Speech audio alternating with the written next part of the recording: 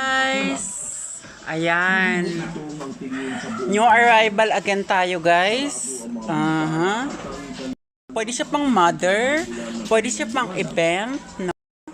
With the Filipiniana sleeves, but of course, modern. With garter siya, guys, para po at least nakapo. Detachable siya with the mesh. Ayan. Ayan. Pieces cut po siya, guys. Pieces cut na gown, no? With 4 layers. 2 layers.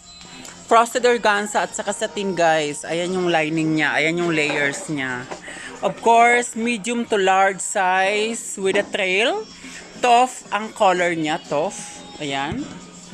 Ayan, tingnan nyo guys, with the lace, with the embellishment, with the corset, lahat, nandiyan siya. So, ayan siya guys. Ayan, tingnan nyo guys, ha. With the tail, tingnan nyo po yung tail niya. Ayan, with the tail, of course. And then, this is the sleeves natin guys. Ayan yung sleeves. And then, can you i-check natin yung back? Ayan, ditali-tali siya. Ayan siya with the tail siya guys. Ayan, no? So, ayan. PM lang po kayo kasi this is our new arrival guys. Mura lang yan guys. Murang-mura lang yan guys. Bibigay ko sa inyo. Ayan, di ba? With the embellishment of lace and beads.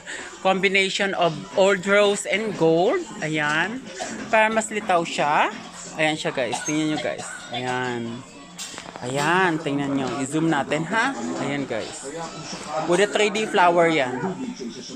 Ayan siya. Thank you!